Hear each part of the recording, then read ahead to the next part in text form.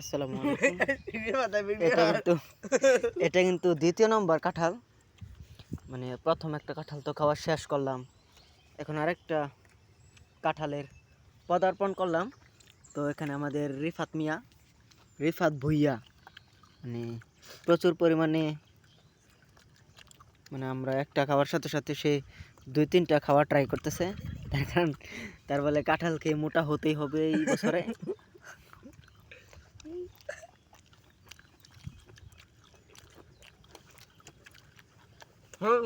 আর এক মাস পরেই মেবি তার বিয়ে হবে, এজন্যই সে একটু রোগা পাতলা ছিল, মানে তার কাঁঠালটাকে অনেক মানে মোটা হতে হবে, এর জন্যই সমানে সে কাঁঠাল খাচ্ছে।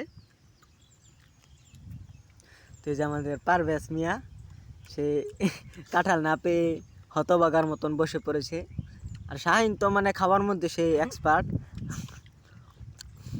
তার কিছু বলতে হবে না, সে বিসমিল্লাহ বলে খাওয়া শুরু করবে। আর এখানে আমি কিন্তু কম কম করে খাচ্ছি, তার কারণ কাঁঠাল খেলে আমার পেটের মধ্যে গ্যাস হয়ে যায়, এই জন্য বুঝছেন। মানে আপনারা সবসময় কাঁঠাল কম কম খাবেন।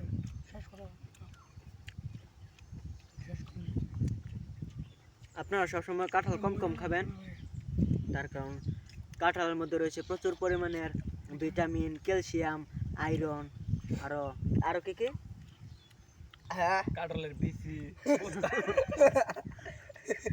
তো আপনারা সকলে একটু কম কম খাবেন, তার কারণ বেশি ভিটামিন সমস্যা হবে। বেশি ভিটামিন এই যে মামু, এই যে দেখছেন মূলা, এই যে নাম তার, এই যে এটার নাম কিন্তু মূলা।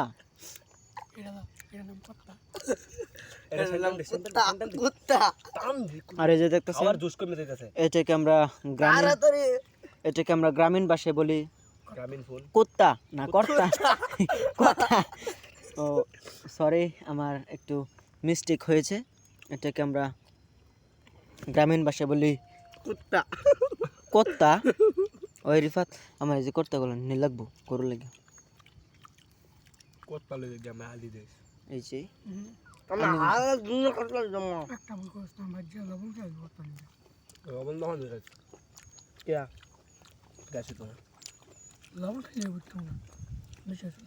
তো এখানে কিন্তু আমরা সকলেই বয়ে বয়ে খাচ্ছি, তার কারণ কাঁঠালের গ্যাস যদি হয়ে যায় অনেক খারাপ আমরা সম্মুখীন হতে পারি। দেখতেছেন আমার মামু রিফাত, শাহিন। তো আমি কিন্তু এখানে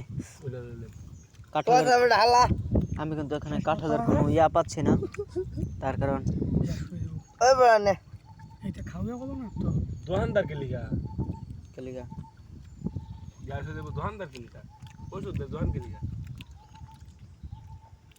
তো আমরা প্রায় শেষের দিকে ভিডিওর, আপনাদেরকে ভিডিও করে দেখানোর জন্য আমি কোনোভাবে খেতে পারতেছি না, তো প্রায় শেষের পথে। আজকে এই পর্যন্তই, দেখা হবে নতুন কোনো ভিডিওতে। ধন্যবাদ।